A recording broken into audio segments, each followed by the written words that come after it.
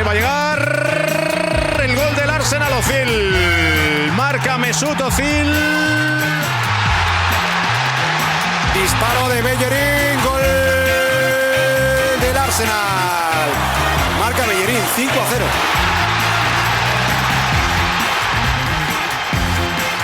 This is Arsecast Extra.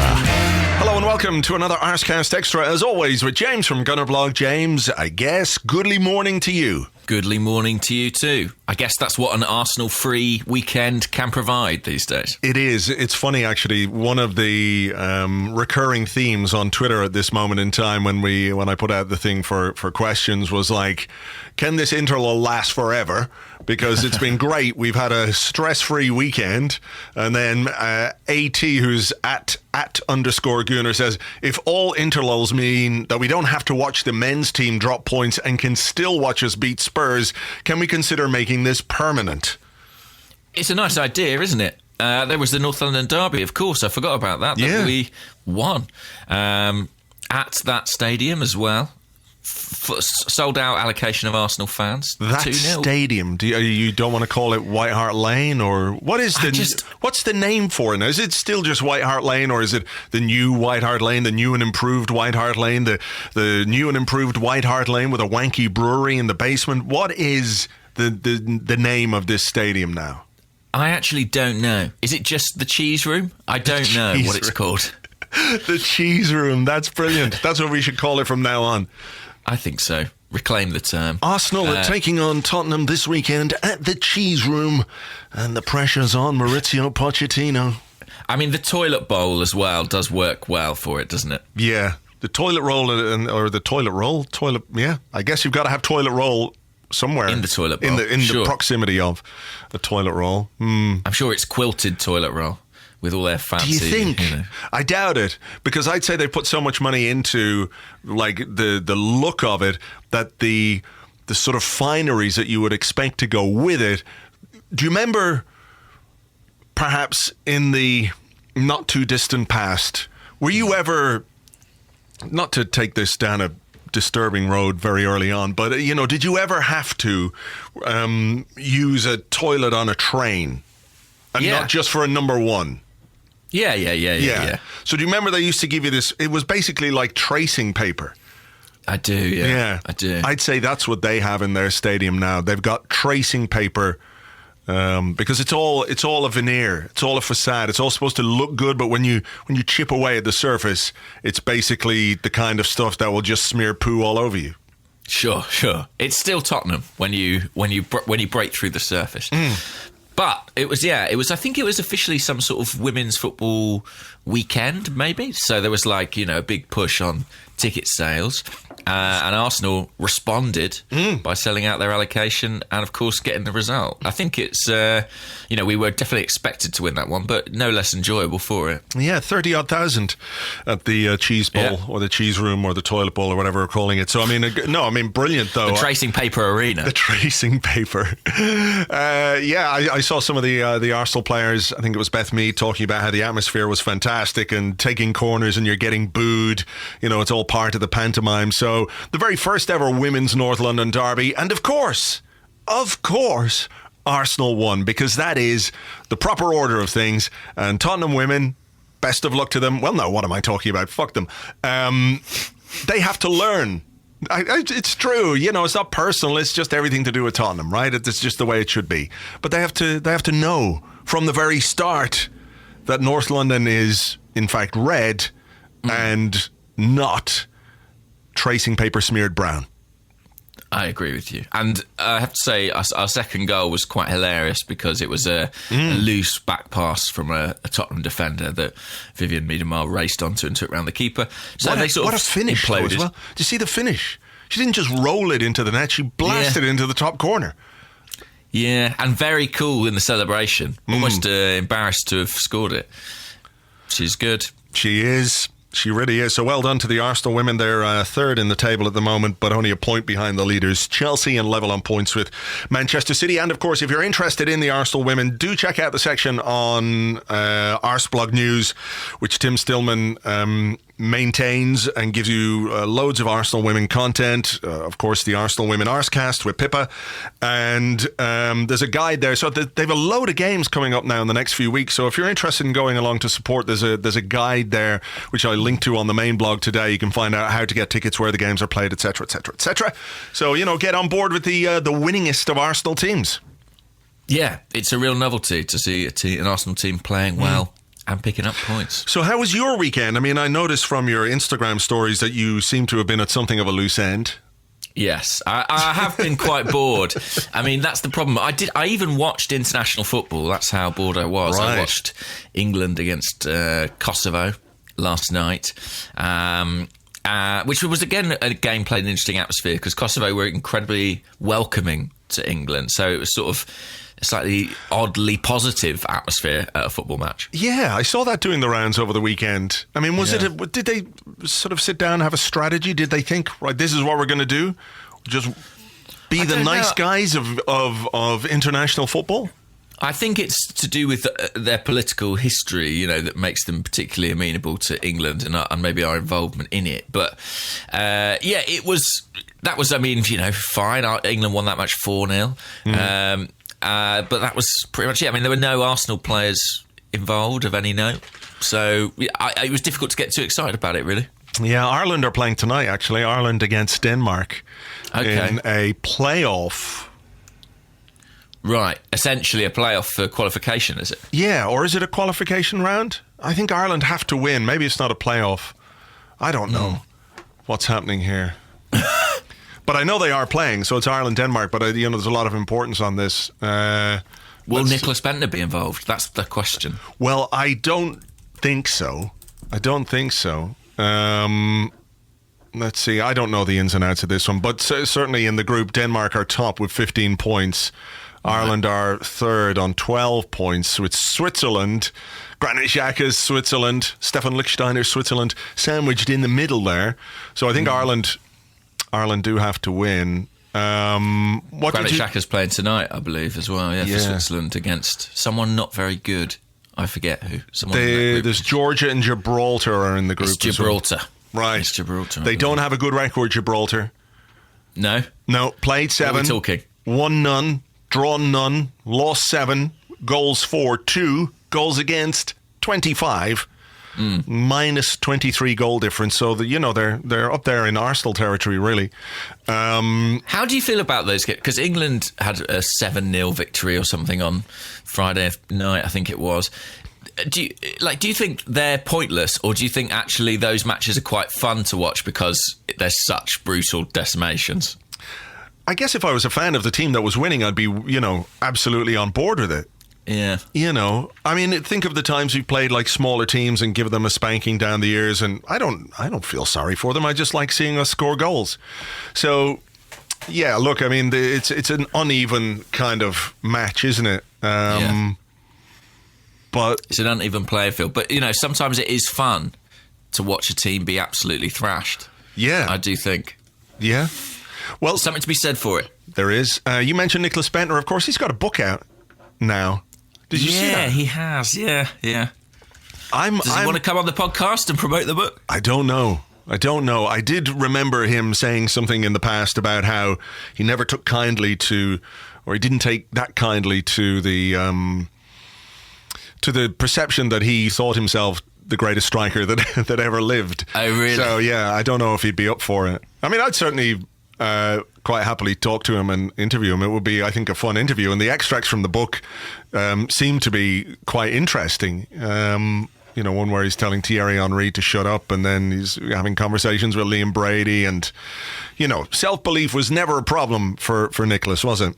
No. There was another one about when Mesut Ozil arrived at Arsenal, he sort of approached Nicklas Bendtner and said, I hear if you're the man, if you want a night out, you're the man who knows where to go.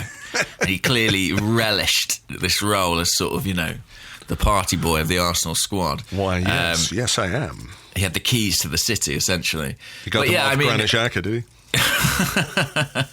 But I look forward to reading that and finding out about, his tempestuous love affair with a taxi and all sorts. There was a brilliant bit, let me see if I can find it here. It was all about how he was. Oh God, I've got to find it here. He was about to move to Crystal Palace, right? And it was all done. He was in a hotel. I can't remember who the Palace manager was. Could have been Pardew. Let me see if I can find it here. And at the last minute, the deal was called off. Okay.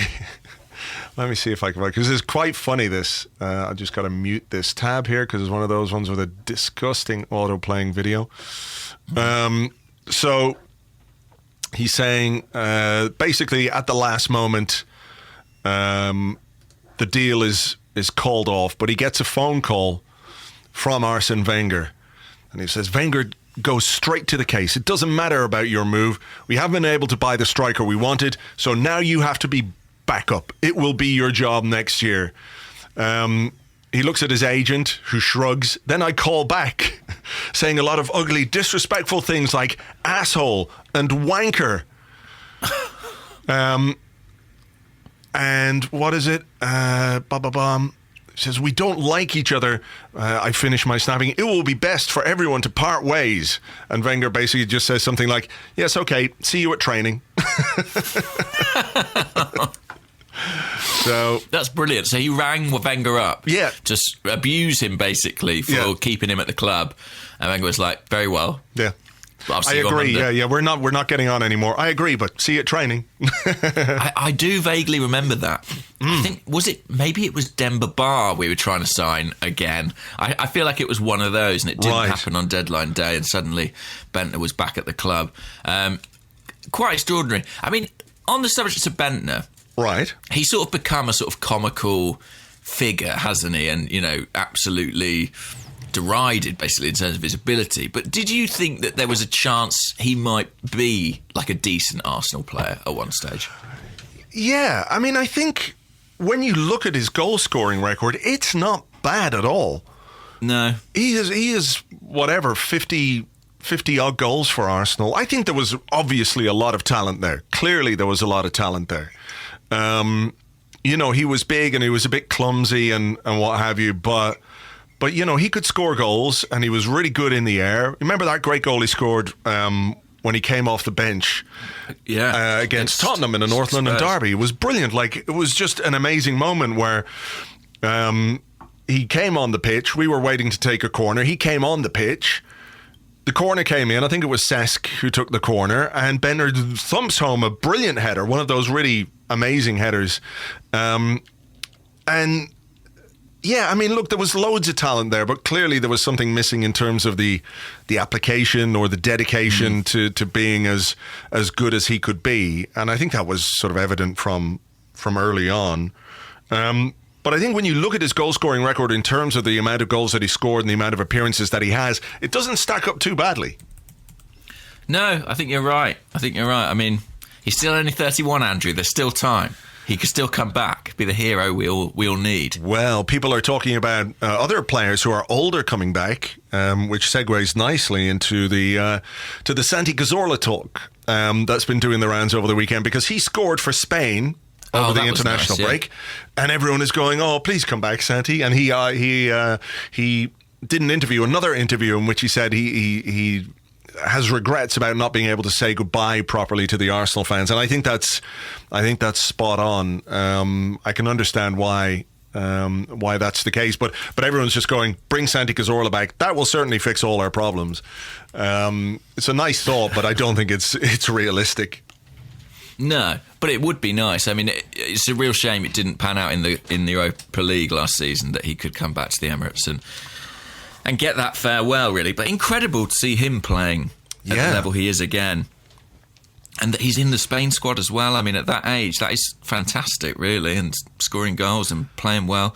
His entire transformation is remarkable. It's just, I mean, I do feel a bit sad that he didn't get that goodbye, but I can't say I disagreed with the club's decision to let him go.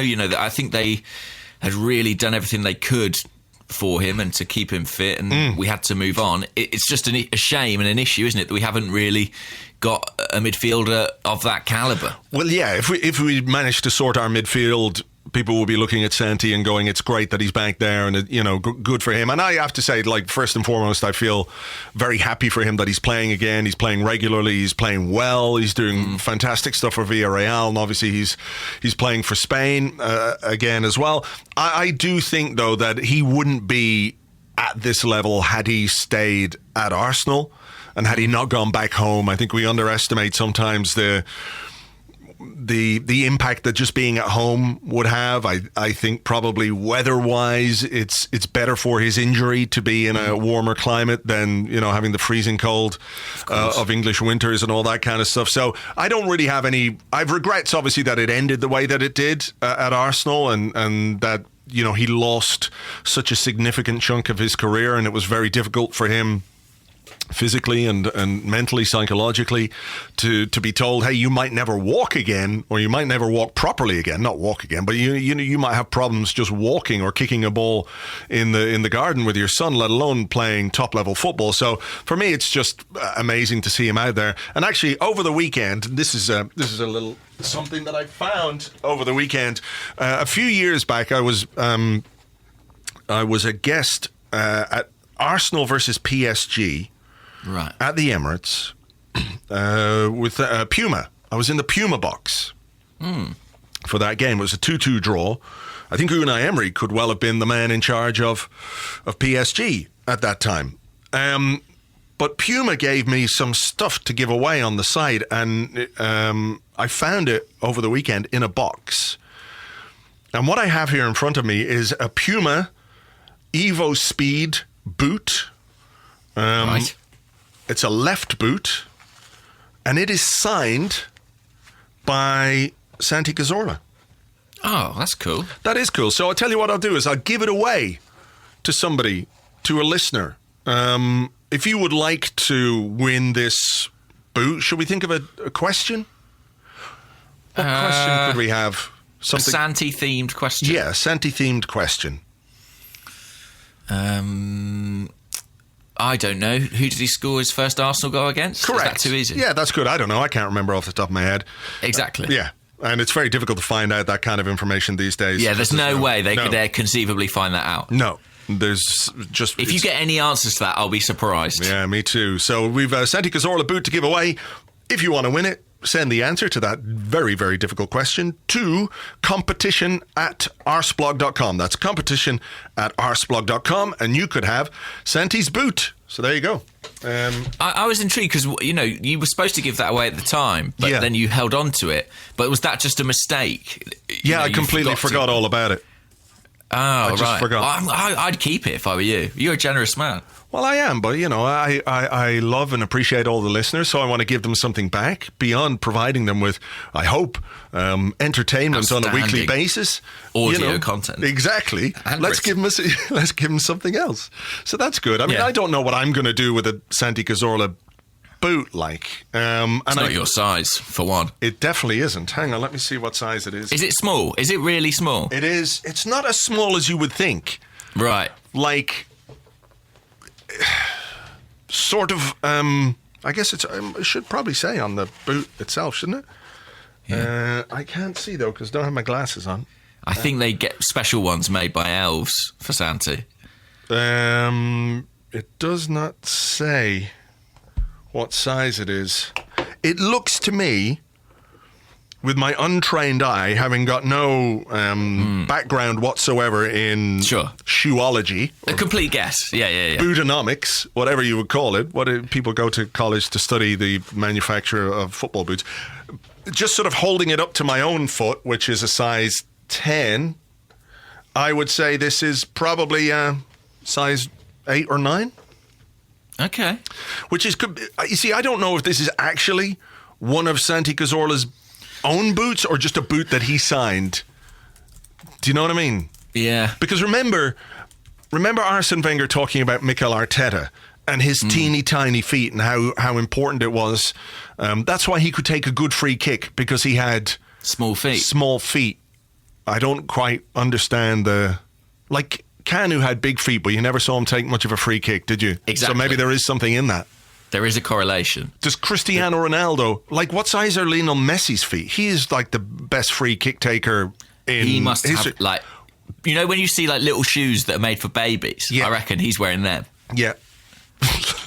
I reckon his feet are smaller than the circumference of his legs. So his legs sort of go to a point almost at the bottom.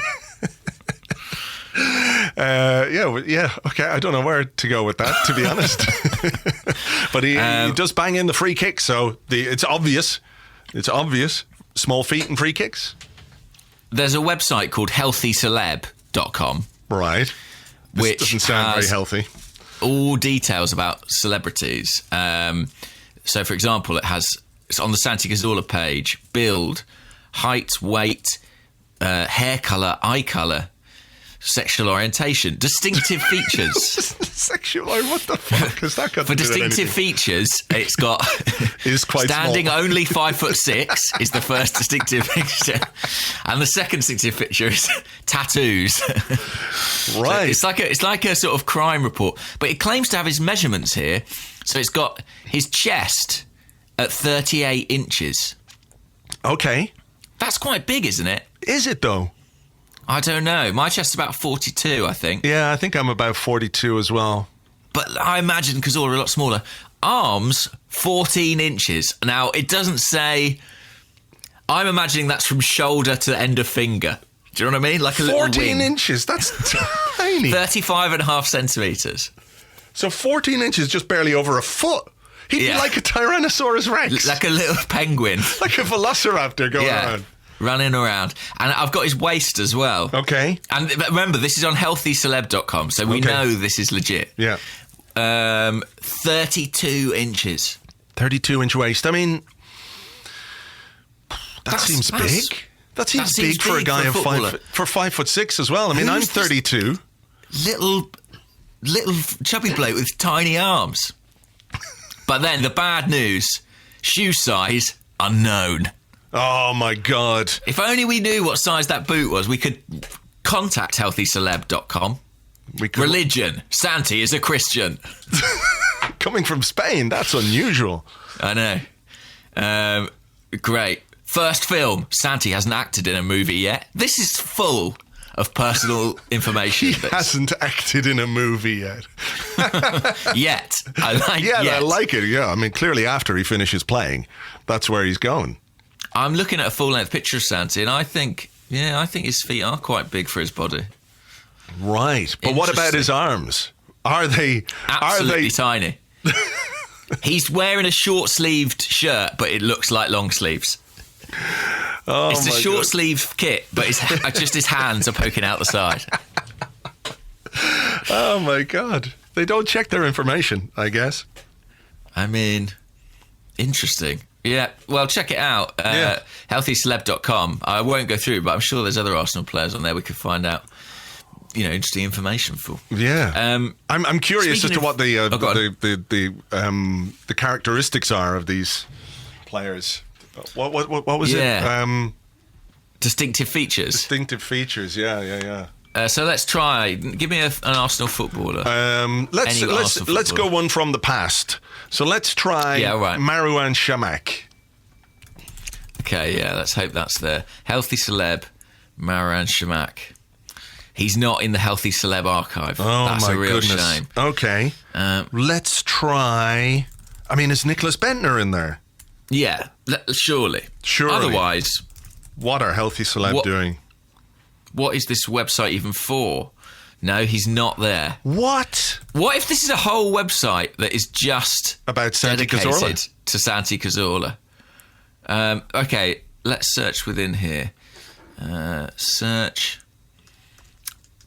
Give me another. Let's try one more. We'll give up on this website. Okay, Lucas Podolski.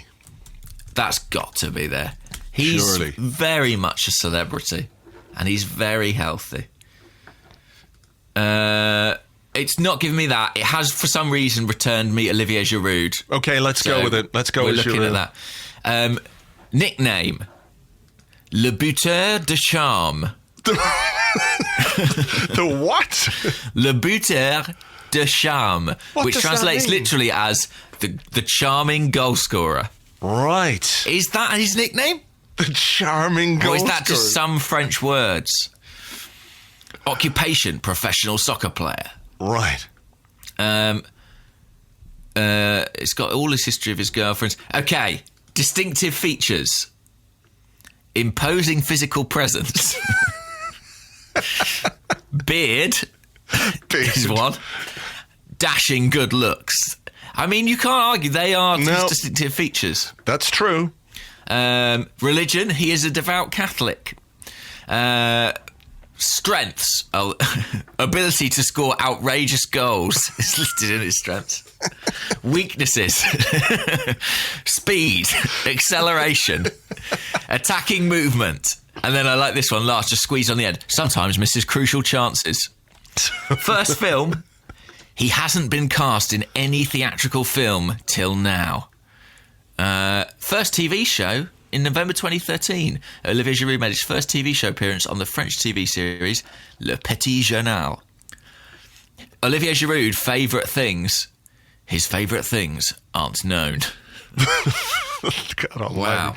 This is brilliant. I found Granit Xhaka on there as well. I like this. Great. This is amazing. Born name, Granit Xhaka. Nickname, Granite. That's not a nickname. That's his actual name. That's just his actual name. Strengths, passing range, long shots, set pieces, vision, weaknesses, concentration, tackling timing, indiscipline. This is what I reckon Arsenal scouts are using to find players. It's so informative. It would make a lot of sense. It would make a lot of sense. Yeah. I like they have Mustafi on there as well. Distinctive features, well-groomed beard. He is very well groomed, actually. That is very distinctive. Wow, this is an absolute treasure trove. First web show. This is in 2018, Shkodran Mustafi made his first web show appearance in the documentary sports series All or Nothing, Manchester City.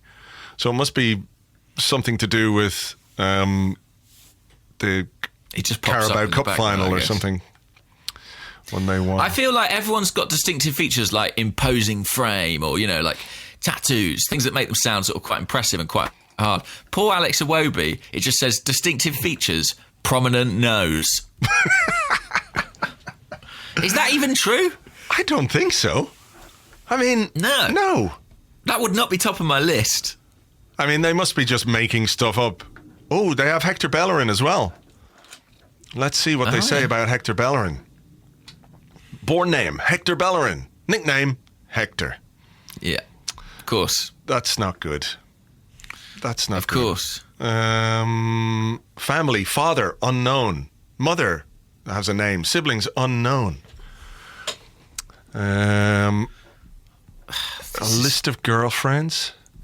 He has Catalan ancestry. Distinctive don't know how long. features. Go on. Athletic physique. Chiseled and defined jawline. I mean... True. Tattoos? Does it say tattoos? No. It doesn't His say... tattoos are not distinctive, clearly. No. Anyway, there's a whole treasure trove of stuff there for people to get their teeth into on healthyceleb.com. Disappointing to inform you that they don't know how long Alex Iwobi's arms are or his waist. So the search goes on. Search goes on. A man's going to run onto the pitch at Goodison Park with a tape measure, desperately trying to figure out how long Iwobi's arms are. Yeah, and get his inside leg as well, because that's an important measurement that we should all know. If we could. And, neck to nape or whatever it is. What is a nape? I'm not sure. Is that not the back of your neck? Is that not the nape of your neck? Is on the back? Is it? Yeah. Right. Yeah. Could be. I'm not wearing a lot of suits, as you know, so I'm not getting tailored very often. No, that's true. But I think basically the nape is the back of your neck. Okay. So, Right. yeah, from the front to the nape, I don't know. Maybe that's how they get your neck size. Yeah. I don't know. You were going to go off on a tangent there. Have you forgotten what it was? Or No, I know what it was, Right. but it was one of the few sort of actual things we could talk about, so maybe we'll get to it, which was on the subject of midfielders. There was a link from Santi Cazorla to Lucas Torreira and the quotes from his representation that have been doing the rounds in the last couple of days. Well, this is going to be a downer, considering where we've just been for the last 15 minutes. This is going to take a dark turn. Not great. Not for the first time either, because there was a story a couple of weeks ago in an Italian web publication that, it's easy enough sometimes to look at those and say, yes, Tutto, Mercato, Web, whatever it is, they could potentially just be making shit up. But there was a story a couple of weeks ago how he wasn't happy with the way he was being used, and his agent has literally come out and said exactly that. He's not at ease with his role. He's not happy with what he's being asked to do this season, and that's clearly being played as a false 10 or whatever the fuck Emery's trying to do with him. So, bit of a worry, you'd have to say. Yeah, and this comes on the back of a summer in which he was linked with a move away, just a year after arriving. Clearly, he is a bit unsettled, and it is a concern because, Granit Xhaka, he's not long for Arsenal, I suspect. Nickname Granit. Granit, as we like to call him. Yeah. I don't think he's long for London. So I don't think we can be in a position where we're going to lose both those players from our midfield. That would be a real issue. I mean, nobody wants to lose Torreira anyway, so troubling, very troubling. And the latest in a long line of individual issues, isn't it? Here's a question for you. And you may or may not know the answer, or you may have an opinion on this. But it seems to me that since Unai Emery took over, and it was something that was mentioned, wasn't it? This question of authority / discipline, where it was in that great thread that was doing the rounds a couple of weeks ago. Where as soon as the players kind of figure out that Emery is not the authoritarian that he tries to make himself out to be, discipline within the squad might be affected in some way, or they might start to take advantage of that. But I have to say, in the 18 months or so that he's been at the club, I can't remember a period with so many issues with individual players. Obviously we had the Mesut Ozil thing, the Ramsey thing, Koscielny doing what he did, and you wrote a very good piece on The Athletic, which people can read about sort of why Koscielny really wanted to leave, and I don't want to give any spoilers, but it's to do with how Emery was using him last season at times. Yeah. We've had Granit Xhaka situation. We've had Mesut Ozil situation again. We've got this Lucas Torreira thing bubbling under. I'm sure there are a couple that I can't remember. It's not unusual at football clubs for a large collection of chaps to have various issues. That's normal. I think it's human nature, whether it's a football club or a workspace or an office or whatever it might be. You're going to have issues with people because people have lives, and different shit goes on, and it makes work good or bad or whatever it might be. But do you think there's either been an increase in the amount of incidents that are going on at Arsenal right now, or it's the same amount of stuff that's going on, but we were just better at not letting it get public in the past? I mean, it's probably impossible to know, but, the fact that Nicklas Bendtner was calling Arsene Wenger up and calling him every name under the sun for not letting him go to Crystal Palace, and it's taken us years to uncover that, suggests that we were somehow better at keeping things in-house, and maybe it just feels like there was maybe more respect for the manager, and that consequently, when there were disagreements, they were internal. They didn't get sort of leaked out. And I feel like the sheer volume of things we're seeing at the moment. I mean, there were even some quotes this weekend, weren't there, from Hector Bellerin's agent? About him being, interested in a move to Italy, or potentially. It just feels like a sign to me that maybe we are sort of approaching the end for Unai Emery. Maybe once a manager's authority gets eroded away, these things slip out all the easier. That's how it seems. What are you on about? What are you on about? He's completely and utterly safe in his job. That's true. 100% backed. Yeah. I mean, results back that up. Results do back that up, and I apologise for all the noise that I've made in the last couple of minutes.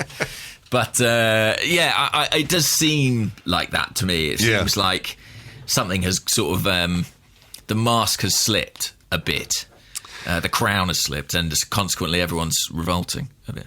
Everyone is revolting. Yeah, everyone is revolting, particularly at the top of the club. Yes, but I do think it is. I would also say it does feel particularly pronounced. I mean, the issues that we've had, Xhaka, Koscielny, there was a story about Aubameyang, wasn't there, just before the international break, and he sort of bit back a bit on that.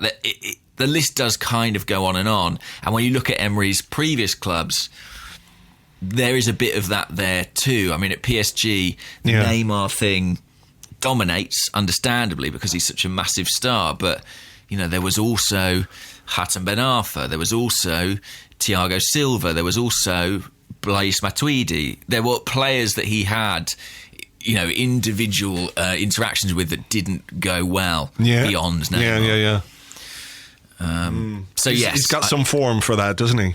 Yeah, I do think, man management is not his greatest asset. I think that's a fair thing to say. And, if you look at someone like Freddie Ljungberg, I think Tim Stillman made this point on the Arsenal Vision podcast. Part of the thinking of bringing him into the first team was presumably, well, this is a guy who does seem to get on with players and who does seem to be very personable and, seem to connect with the younger elements of the squad. Emery doesn't really, and there doesn't seem to be a vast amount of loyalty to him from the outside. It doesn't look like that, given the amount of stuff we're seeing coming. Yeah. Look, it's just another. I was going to say nail in the coffin again, but I just think it's another sign that things are not going well, and an unhappy dressing room leads to an unhappy team, and unhappy results lead to an unhappy dressing room, and it's all a big circular thing. And I don't even see the need to say again what I think the solution might be. I mean, that is, you've seen it so many times, though, haven't you? A player is really unhappy at a club and they bring in a new coach, and all of a sudden it's like, this guy's going to play me in my best position, and I have confidence and trust and belief in him, and it works both ways. He never really, speaking on a very wide level here or vague level, he never seems to display a measure of trust in his own players, if that makes sense. It's one of those things where, even with Xhaka, and when he made him captain and he sort of gave his reasons for it afterwards, it never felt rock solid or anything. No. I guess it's, if you treat people like adults, they behave like adults. And if you foster this kind of slightly odd school atmosphere, maybe people start acting up. It is an interesting one. Just quickly on the Torreira one, obviously, I really hope he stays at the club, and I think a change in manager and a change in tactics would help him do that. I just have a little hunch on Torreira.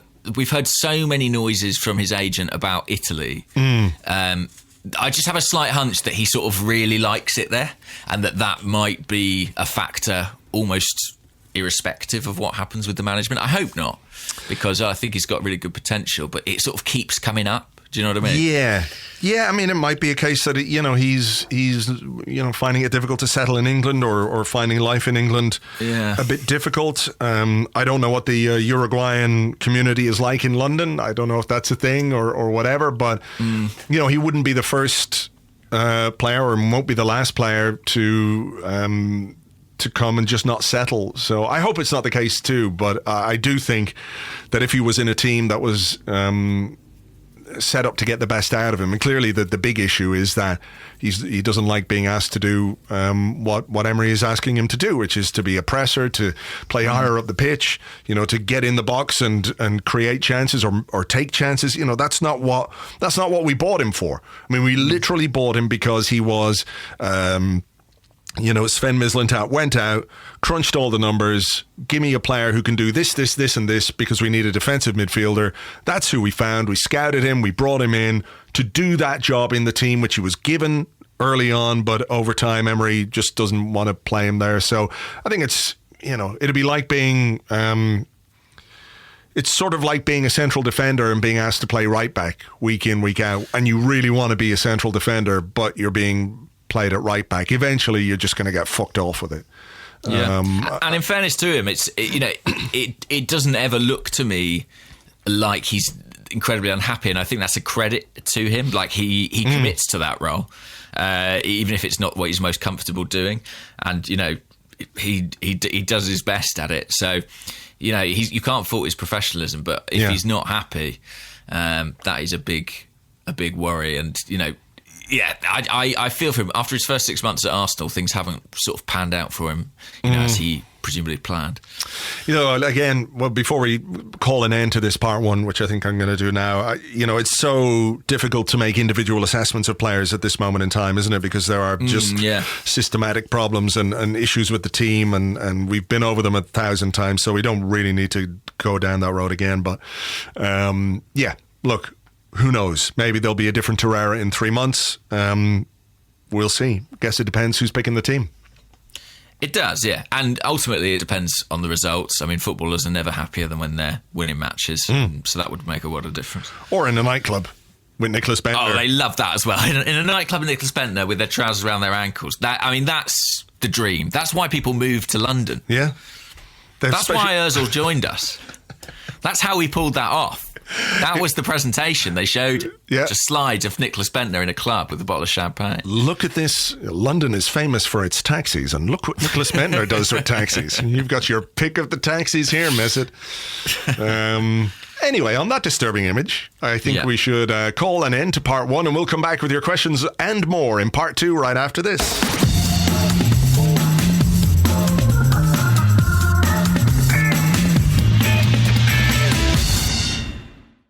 Welcome back to the Arsecast Extra. As always, I don't do that bit there.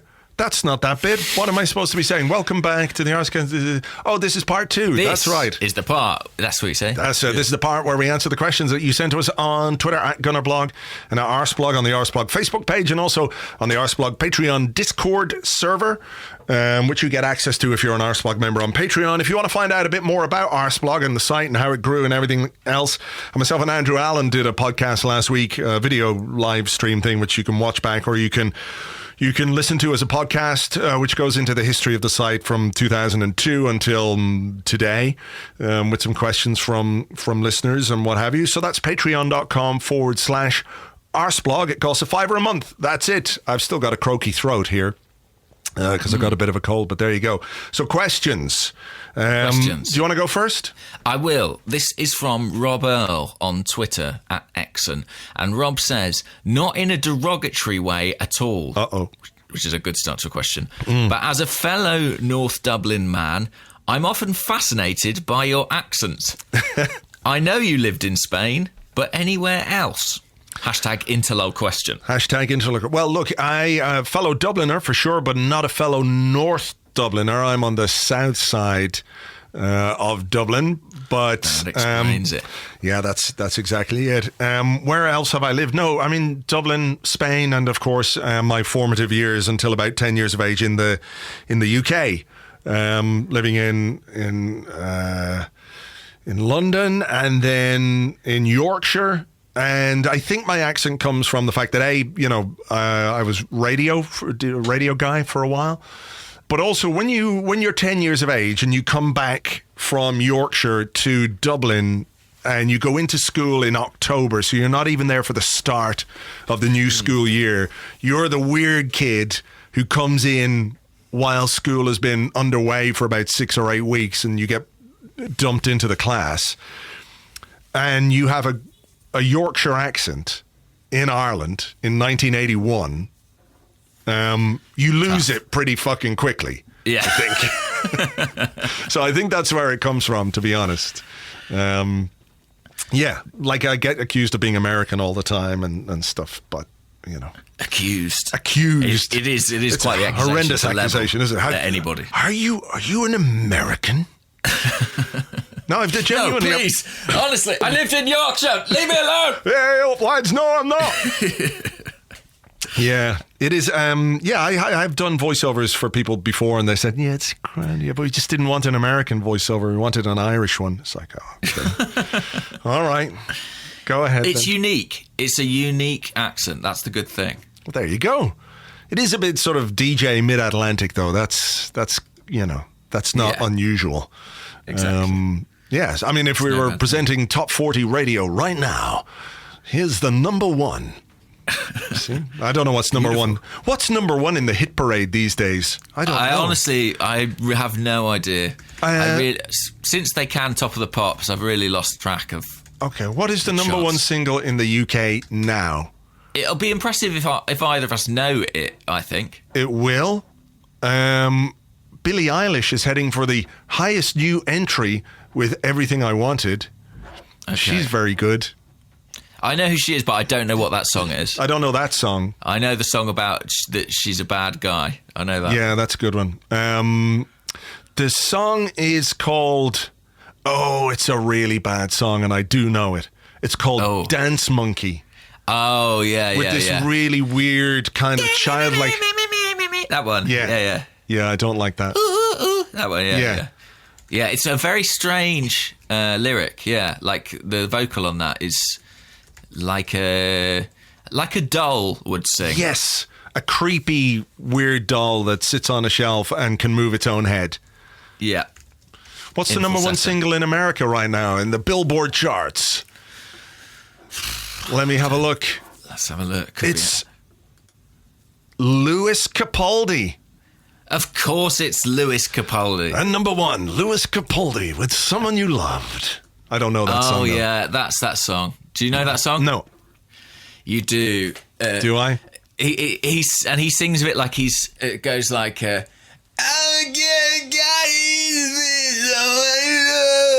Oh, that one. Of course. Yeah. I know it, yes. It's not a diamond in the devil.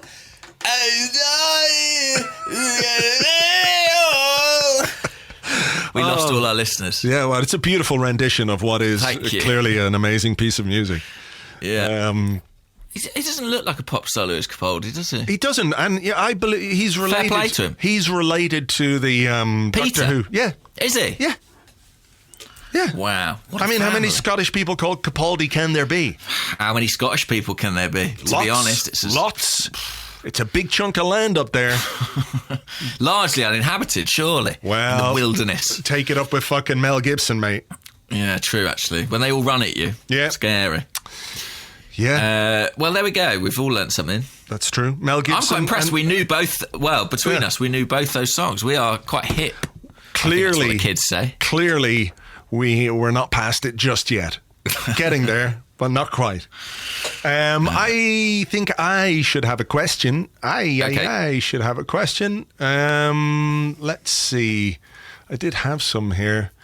God almighty. I'm not very well prepared here. I've got some if you want. Go on then. Right. This is from Quiggers on Twitter. Right, Quiggers. Edward _Quigley. But he's gone with the nickname Quiggers. I wonder if everyone calls him that already or if he's just sort of trying to get that going. Yeah. Is that branding? He wants to be like... Turned up on the first day at university. My name's Edward, but everyone calls me Quiggers. You can call me Quiggers. Puts a little sign on his door in halls, Quiggers. Yeah. It doesn't take off, but he keeps doing it. Yeah. Anyway, Quiggers, thanks for your question. Are either of you watching/going to watch I'm a Celebrity, what with Wrighty being in there? Absolutely not. Okay, no I way. will be then the correspondent. I will watch it. You can do that. I mean, I've seen little clips of it because there are people running his social media. So obviously I follow him on the old Gram and the Twitter, and I can see some bits and pieces of it. But no, as a general rule, I don't watch sort of reality TV shows like that, or what's the other one? Love Island and all that kind of stuff. It's just The Bachelor. These kinds of things. Not for me. Not for me. Did you used to watch like Big Brother in its sort of 2002 heyday? I think I did watch the first series and maybe the second series of Big Brother because it was something new and at the time, yeah. What was the guy called? Nasty Nigel. Nasty Nick. Nasty Nick, yeah. Nasty Nick. He wrote things down on a piece of paper. Oh, but how evil. No wonder he ended up on the front pages. But I did watch Wrighty and some other celebrities in inverted commas. Who else is on it? I don't know who else is. Who's in there with him? Who's in there? A guy who's an Arsenal fan, who's like a Radio 1 DJ. I think his name is Ronan something. I mean, as we've just established, I'm not listening to Radio 1, so I don't know what his surname is. Why don't you listen to Radio 1? Because surely that's how you keep up to date with all the Lewis Capaldi and Billie Eilish Sure. hits. That is actually where I'm getting all my fix. On the subject of weird accents, that's his name, Roman Kemp. Sorry, Roman Kemp. Sorry, Roman. Kemp. He's Martin Kemp's son. Martin Kemp? Yes, of course, Spandau Ballet. Yeah. I think he was in the jungle. It's like the duty. On the subject of weird accents, Nadine Coyle has the most extraordinary Northern Irish accent I've ever heard. Yes. Do you know who I mean by that? I do know. She was in Girls Aloud. Yeah. Yeah. I mean, honestly, it sounds like someone who's been hired to do a Northern Irish accent and can't really do it. Have you seen the clip of her saying the word flower? No. Okay. No. I'm going to play this clip. So basically, she's on some kind of. Looks like it's a show with Tim Lovejoy, which is unfortunate. Some kind of cooking show. Is that where Tim? Sunday brunch. That's where he lives now. Right. So after his football presenting career came to an end, he moved into cookery shows. It's like a weird cookery breakfast show where they have sort of awkward conversation about the book they're promoting while they cook stuff. Right. So anyway, Nadine Coyle is baking something, so she's using flour, but she really does say it in an extraordinary way. So hang on, let me see if I can get this. I'm going to play it now. Hopefully there won't be an ad beforehand, but okay. People enjoys cooking. I enjoy cooking, baking and stop working with flour. Wow. Yeah. People enjoys cooking. I enjoy cooking, baking and stop working with flour. See, just adding in extra syllables Extra to words. vowels. Where are they coming from? Yeah. She's got a great. I mean, it's worth tuning in for her voice, to be honest. Who else is in it? Kate Garraway, who's that poor woman who has to sit next to Piers Morgan in the mornings on ITV. Oh God! No wonder she has escaped to the jungle. Caitlyn Jenner. Okay. Who I'm not massively aware of, but is famous, I believe. Do you know Andrew Maxwell? Yes, He's a comedian, Irish comedian. Yeah. He's in there. Right. He sort of went in saying, I know no one knows who I am, but here I am. Yeah, but I know who he is. I think he's quite good. And Ian Wright, obviously. Ian Wright is in there. Okay. And yesterday he had to stand on top of a building and sort of walk out on a plank, like above a sort of, a massive drop and stand out there. Oh. Yeah. And he had to swim through the sea. But don't they like make them eat scorpions and shit like that? Is that not the whole thing of this show? That's all to come. That's all to come. Right. I think they've had to cut back on that because obviously it's incredibly cruel. So I think it's more just like, this is a kangaroo's anus or something like that. But they have to eat a kangaroo's anus? Yeah. That's worse than eating a scorpion. Because, is it attached still to the kangaroo? No. It's not Like, good. it's not like they give you a live kangaroo and say your challenge is to eat the anus. Because you got to catch it first. You get a good fucking thumping off a kangaroo if you try to, rim it. Sure. Well, it depends how Unless the kangaroo inclined, I guess. could like it. The Ian Wright, I'm sure, will do very well, right? Because he's very likeable and, I'm sure it'll be great for him. I think he'll win that at a count. But is it who decides who wins? Is it like the public? Do they vote for it? The public vote for their favourites, and the one who gets the least votes sort of gets knocked out. But we know how powerful Arsenal fans are. Do you know what I mean? Yeah. They win all the Twitter polls and everything. That's Surely true. He will be crowned. Okay, the only way he can win it is if the people who make the TV show, frame it in such a way that that, you know, they nobble him, if you like, they might do. with their editing, and, you know, they create the narratives and stuff like that. So, well, it'd be interesting to see. I mean, yeah, I love Ian Wright, obviously, he's a hero of mine. But if he did get slightly bored and pissed off sitting in the jungle all day, not doing much, that would be fair enough, wouldn't it? Really? Well, look, you're going to watch this, so you can provide. I'll let you know anything significant. If he says anything about Emery, I'll let you know. We'll do it on the podcast. We'll do a weekly righty update as long as he is in the jungle. Where are they? Australia? Yeah. Australia. Right. Do you think they have jungles in Australia? Well, yeah. I mean, I know they have the bush, right? Yeah, that's what I was thinking. Is it not called the bush? But they call it the jungle. They have rainforests, so I guess that's kind of... That must be it. There or thereabouts. There's snakes and stuff. Snakes and frogs and... Spiders. You know, spiders, yeah. That would freak me out. And kangaroos with scorpions in their anuses. Yeah. Dangerous beast. Let's move away from...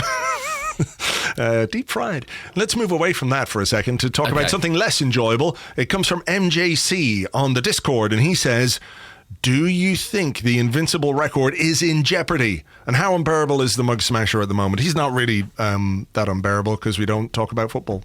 Good policy. Yeah. Is it in danger? I'm not worried about it yet. But then, you know me, I'm never worried until it's too late. I just think it's so difficult to do that, and they've got to go to Man City. They just spanked Man City the other week. So, yeah, I did see that. I did see that. That's not really... They don't look like they're going to lose a game, do they? Massively. They don't, but I think what's going to happen is when is the Merseyside derby?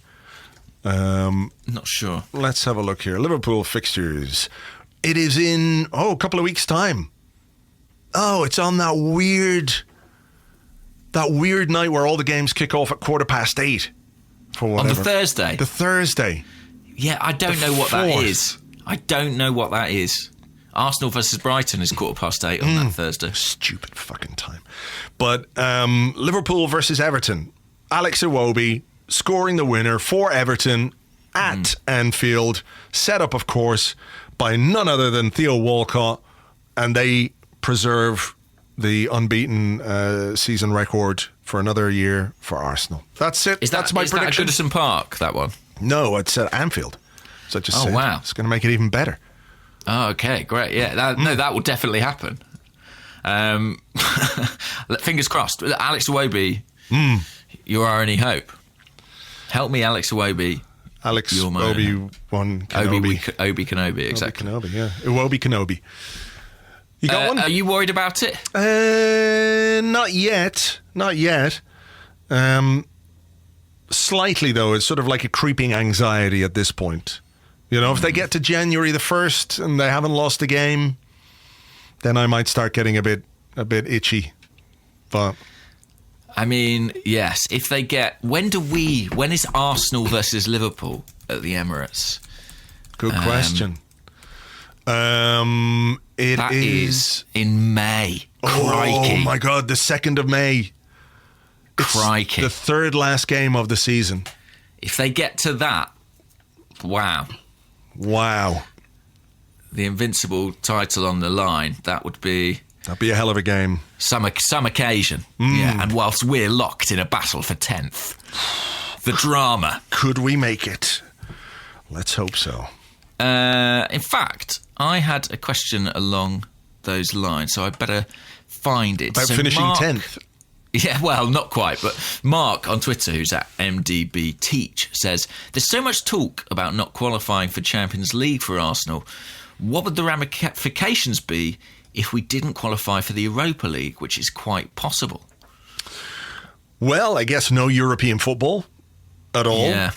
And financially, that would be bad. Yeah, I mean, look, I know the Europa League is quite meagre, slim pickings in comparison to the Champions League, but it still all adds up. I'm definitely guilty of sort of assuming the Europa League is our base rate. Yeah, do you know what I mean? Yeah, a few people pulled me up on that last week when I was talking about it. I was going like, we can't have another season of Europa League football, and people are going, well, it's not necessarily not necessarily nailed on that we're getting Europa League football next season. If we continue at this trajectory and on this kind of form, we're definitely not finishing in the Europa League. So. Yeah, I mean, look, it wouldn't be good, and I do think we've got to address the situation sooner rather than later. But again, feels like old ground, doesn't it? Yeah. I don't know. Yeah. I mean, where do you have to finish to not get in the Europa League? Depends on cups, doesn't it? Yeah. Where Depends did on who Wolves wins finish cups. last season? They finished 7th, did they? Yeah, I think so. Let's have a look. Premier League table. Yeah, I got it. It's coming. Yeah, they finished 7th. Who won the FA Cup last year? City won everything, didn't they? Did they? Domestically. Yeah. Okay. I can't remember the FA. Oh, they beat Watford, didn't they, by like 12-0 Yes. in the final. A memorable final. I turned off after like the third goal or something like that. So Yeah. They won all the domestic trophies, I believe, as they will do. So yeah, I mean, look, it is possible, and it would be an absolute disaster. So we're wrong to assume that we'll end up in the Europa League. It could get worse than that. Yeah. Okay. They would need some teams to sort of sort themselves out, but that could happen. That could happen. Yeah.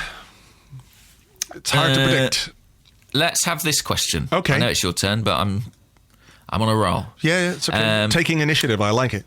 Freddie LJ, so on Patreon. So I guess that's on the Discord. I guess that's Freddie Umberg, isn't it? It is, of course. Yeah. He must be a listener. Yeah. Yes, yeah. Do you think the rejecting of Dave O'Leary from the board has any real impact on the club as a whole, or is the power now consolidated away from the historical custodians and they are now just ceremonial? I think they are just ceremonial, aren't they? Because it used to be a case the board was important because decisions had to be made and ratified by the board, and now, well, they don't.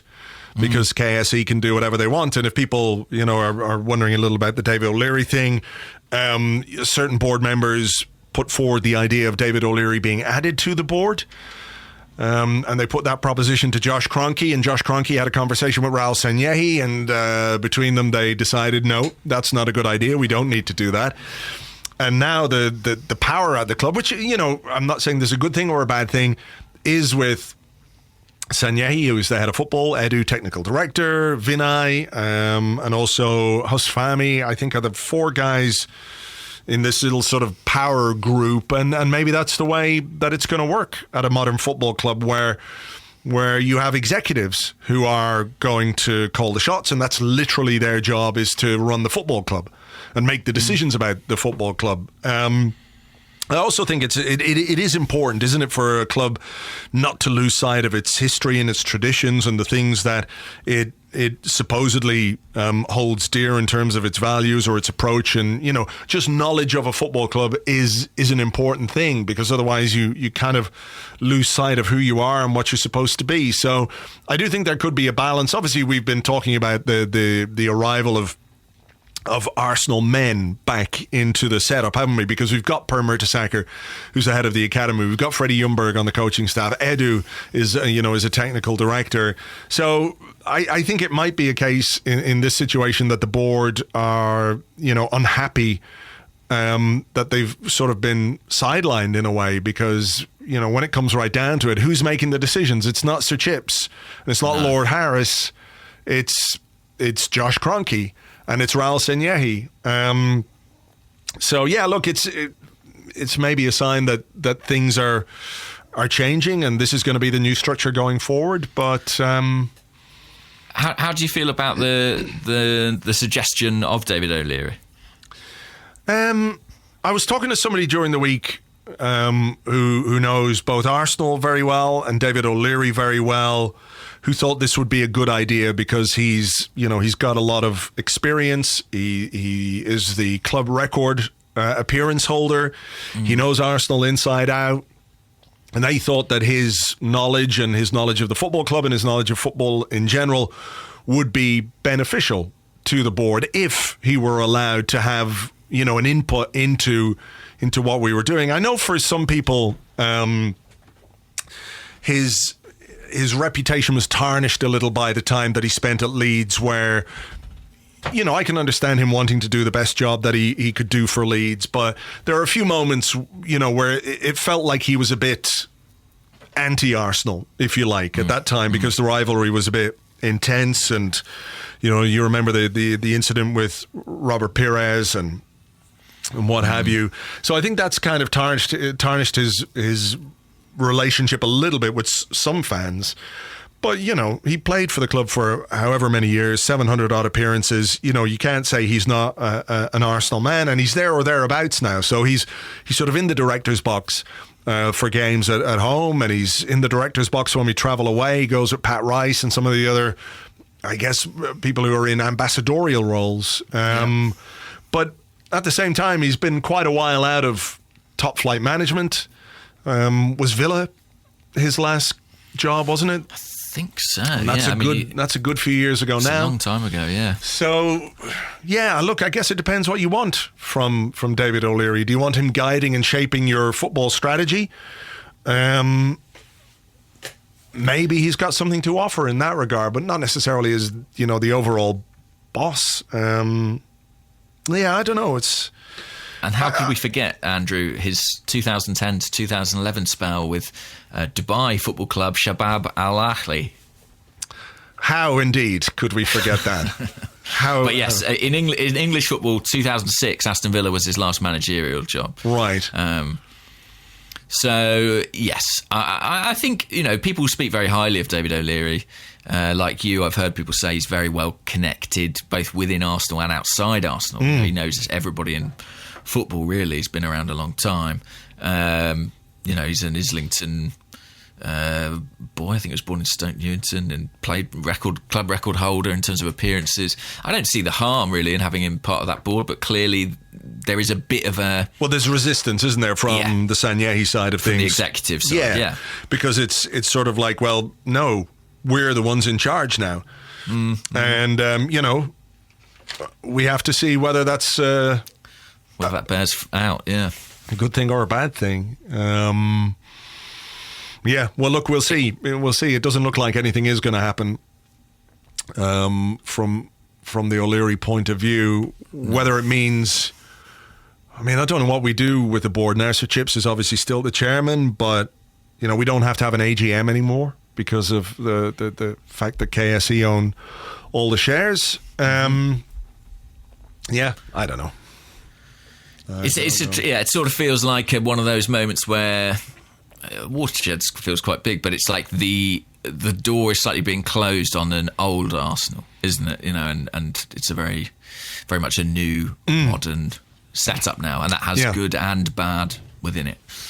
Okay, here's a question from Ben Grouse on Facebook, who says, a lot of chat in recent podcasts about the not Emery option, Freddie taking temporary charge, etc. But we also now know part of the reason Emery got the job over Arteta was the lack of coaching team. How much do you think this will influence the decision over the next head coach? I think sometimes I think about it as a factor. People say, we'll just get rid of Emery, that will cost us 5 million or whatever it is. I do sometimes think people forget you've also got to pay off all his staff, and then you have to hire not just a head coach, but their staff. So you're talking more like 4 or 5 people rather than just one. But I think it's not that much of a barrier to appointing somebody. Surely if you're Mikel Arteta or Freddie Ljungberg and someone comes to you and says, right, we're offering you the job of head coach of Arsenal and here's a budget to go and put yourself a team together. Surely that's something you would relish, really. And, for sure, be excited to put together your guys and your team and rely on experience, people you've met in the past. I don't think, the fact that Emery arrived kind of as a package with a historic team working alongside him, I don't think that is that big a factor. I can't believe that myself. No, I think they can put the staff together. Certainly, Emery would have a core staff, but I think the goalkeeping coach, Javi Garcia, came in later, didn't he? He wasn't there from the very start. Yeah, exactly. And he's still working alongside Sal Bibo, who I think was there before and would probably stay on. Yeah. And then you'd think Freddie Ljungberg would remain probably on the first team staff, whatever happened. Look, he's in an academy role at the moment, but you've also got Steve Bold there if you want some continuity. People like Ryan Gary, who's been coaching at the club for a long time. You could call upon some internal appointments if you wanted as well to kind of flesh that out. Yeah, for sure. And look, I don't think if it was Freddie Ljungberg or if it was Mikel Arteta that they would have any problem in getting the staff that they needed. So what would they need? An assistant? Couple of first team coaches, a goalkeeping coach, what else? All the rest of the staff are surely club staff in terms of, the sort of medical staff, the fitness staff, all, you might have a dedicated fitness guy or whatever if you wanted to. Yeah, I mean, Emery's got a guy that he brought in with him, but, Shad Forsyth's staying, Gary Driscoll's staying. So that whole performance side has been built so that it should be robust enough to basically stay, when a coach moves on. So really, it's only 3 or 4. It's only 3 or 4 potential appointments. But, when you look at the cost of getting rid of 3 or 4 and then appointing 3 or 4 more, that is substantial. But, they obviously should do it if it's the right thing to do. Yeah. Mikel Arteta, he could call up, I don't know, Xabi Alonso, somebody like that, to be his assistant. Luis Boamorte, assistant at Everton. Yeah, that's sort of odd seeing that. Yeah, not working out well, really. But no, it's not. Really. And I don't think that's Luis Boamorte's issue as much as Marco Silva. So. Yeah. He did some scouting for Arsenal for quite a long time, Luis Boamorte. He did. Yeah, one of my first level connections on LinkedIn as well. Oh, really? Mm-hmm. Congratulations. Thank you very much. We trade in-mails all the time. Oh, no, we this don't. Was. No one really uses LinkedIn. If I try and contact you via LinkedIn, I'll just tell you now, anyone listeners, that is my last resort. That is my last resort. So Ben James on Twitter says, as they're all the rage at the moment, what is your Arsenal 11 of the decade? Arsenal 11 of the decade. Okay. Right. I'm going to have to write this one down. Okay. I can help you out a bit because I had to help Amy Lawrence do hers for a thing recently. So, goalkeeper. Szczesny. It's going to be Szczesny for you, is it? Yeah. Okay. Your other contenders were Czech. That is sort of it, isn't it? I guess Leno. Fabianski. Almunia. Yeah. Was Almunia still? Not sure if he was. Maybe just about 2011. Anyway, regardless of that, Szczesny. Right back, Hector, I love you, man, but Sanya. Top tier Sanya. I think that's the right choice. Central defenders, Mertesacker. Yep. Koscielny. Very nice. Left back. That's a slightly more tricky one. Andre Santos, of course. Of course. How could I forget? No, I think left back. I think left back's quite easy, actually. I think it's got to be Monreal. Oh yeah, of course. Jesus, how quickly I forget. I know. That's it. Consigned to Sorry, the past. Nacho. He's gone. He's just wandering around San Sebastian eating pinchos and gone from my mind. Midfield, Arteta, Ramsey, and Mesut Ozil. Okay. I think you can have Fabregas just about, technically. Can I? Well, I think 2011 he left. Okay. Sorry, Mesut. Depends what your criteria for the team are. If it's like their contribution in the decade or just anyone who just how much I like them. Okay. It's just how much I like them. Because I think I can also play Ozil as on the right-hand side of a front three. Okay. So what have you got? Ramsey, Arteta, Fabregas. Yeah. So Arteta at the base, and then Ramsey and Fabregas, or maybe Arteta and Ramsey as the base and Fabregas ahead. I don't really mind. They can work it out themselves. They're good enough. They don't need me to tell them what to do. I mean, team talk is like, lads, get out there and do your stuff. You are missing somebody with distinguishing features of being 5'6" and having tattoos. Santi Cazorla, of course.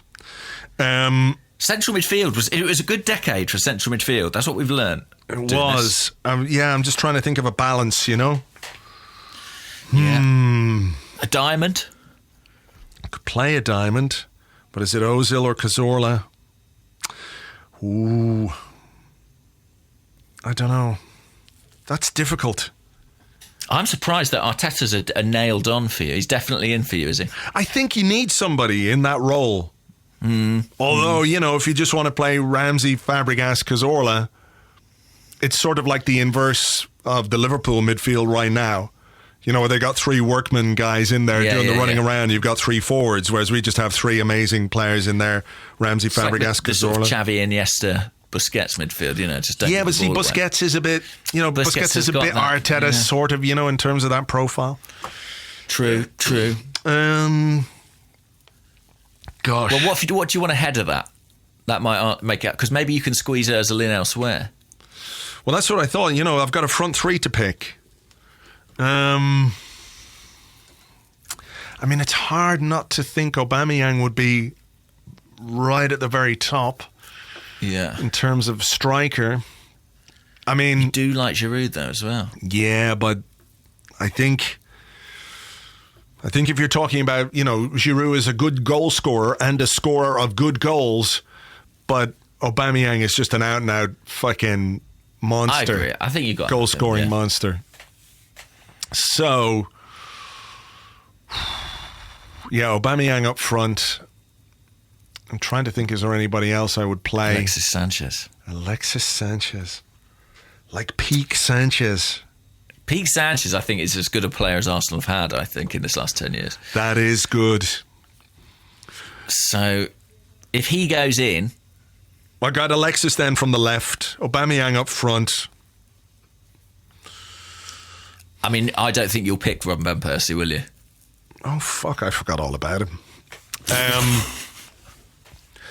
Yeah, no, I don't think I can. I mean, you could. That's fine. Consign him to the bin. The bin of despair. I'm a bit torn over the... You see, Alexis and Ozil worked really well. Yeah?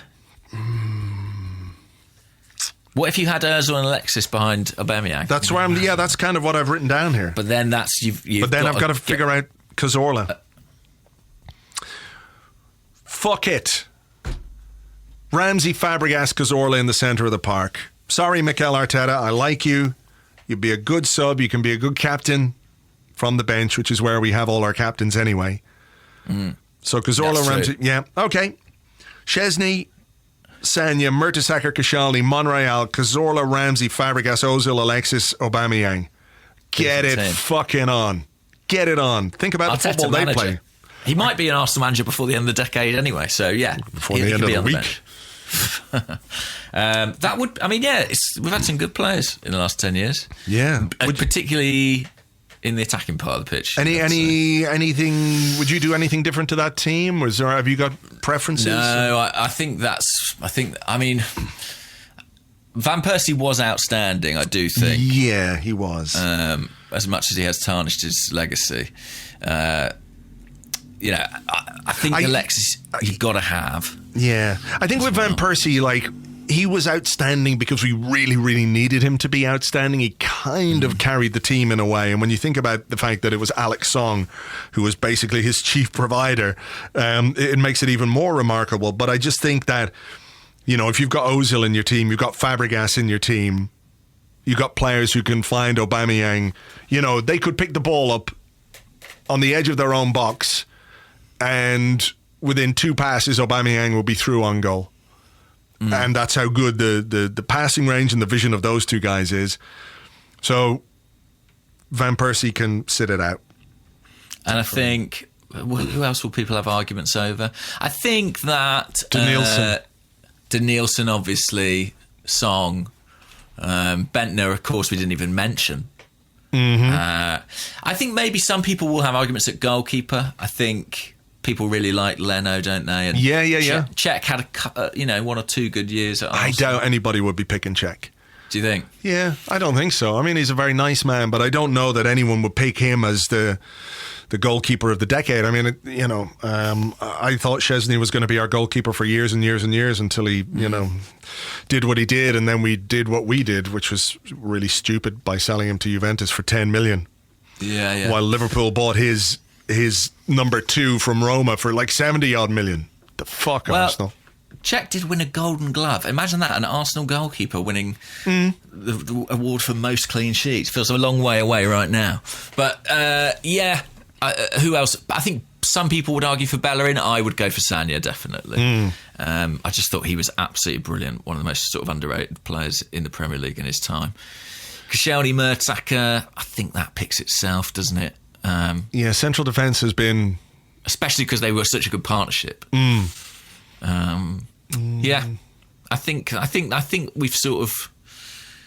we've pretty much been through all the options there. That's a good one. That's a decent team, and obviously Amari Bischoff himself would be, of course, backing everything up. Okay, final one, because I think we should go. This comes from Daly at Daily AFC, and he says, "Have you ever eaten a whole unchopped cucumber as a snack? And is it okay to munch away on one for breakfast in an open plan office?" It would be quite the visual. I don't. I'm not a massive fan of cucumber. So, okay. You're not one of those people who just can't eat cucumber because it tastes like ground up dirt? Because a lot of people have that thing. It's a taste bud thing, isn't it? It's like... Oh, really? Like coriander? Some people just like... Yeah, parsley as well. Yeah.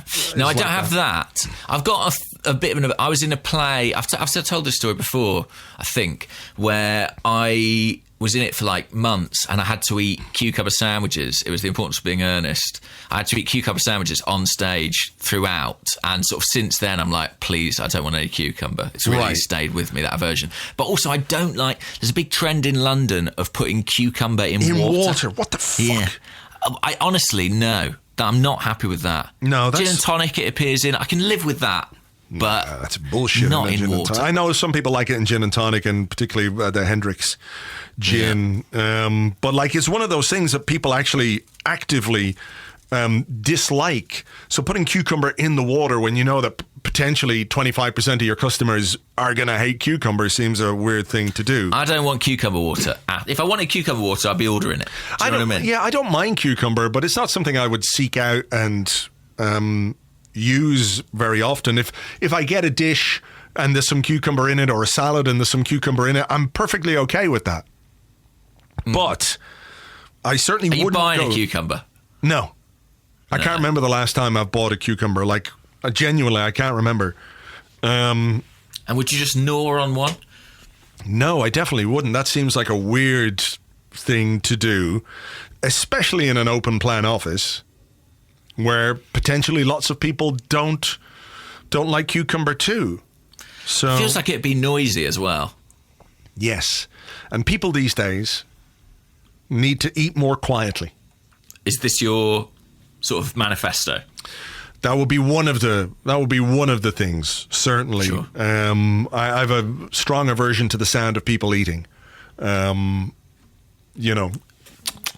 sort of thing. That sort of thing, or if you're in the cinema and there's somebody behind you eating crisps, it's like, oh yeah. What's the worst thing they could be eating? What's the worst thing they could be eating? Like the noisiest. Green Pringles, because the combination of the sound of crunchy Pringles and also the smell. I hate that. Are they the sour cream ones? Yeah. I hate them as well. They smell like socks. Bad socks. I don't understand how people are eating that. They're very popular. But for me, that's like my, coriander or my whatever. My cucumber. That's my cucumber. Disgusting. The bar I go to sort of fairly regularly here in Dublin, they, the snacks that they do are, peanuts, which of course are the king of all bar snacks. But Pringles, they do those little individual cartons. packets. Little things of Pringles. So they have like the red ones, which are bland and horrible. And they have the blue ones, which I guess are salt and vinegar. But this, if someone sits beside you at the next table and they open up a pack of those things, it's like, I'm going home. I can't stand this. It's fucking horrible. So yeah, that would be the worst thing for me. I am inclined to agree. Yes, I in the cinema they do these nachos that really smell weird. I'm not a fan of those. There's a lot of those going on, and it's like this cheese sauce that's like not really cheese. No, I can't cope with that. Guys, it's only 2 hours. Have a sandwich before you go in. Although I believe this new Martin Scorsese film is, 3.5 hours? So take a packed lunch, do you know what I mean? Yeah. Order a delivery. Yeah, I get think that's reasonable. Deliveroo in the middle of the thing. Just a guy coming to the cinema. Yeah. Pizza for so-and-so. I think that's reasonable. The Irishman. It's about this Irish man who grew up in Yorkshire and lost his accent. And now he just sounds different every day of the week. He's got a different accent. Wow. What a traumatic film. No wonder it's won so many awards and stuff. Compelling stuff. Yeah. All right. Well, look, I think we should leave it there because... Listen, we started the podcast, we did the middle of it, and then we finished it. And no one can take that away from us. That's very true. We've got through another interlull. We've got some football coming up this weekend, of course. Whether that's good or bad remains to be seen. It's probably bad. It has to be good. It has to be. They lost the match 9-0, Andrew. Yes, but... They were at home.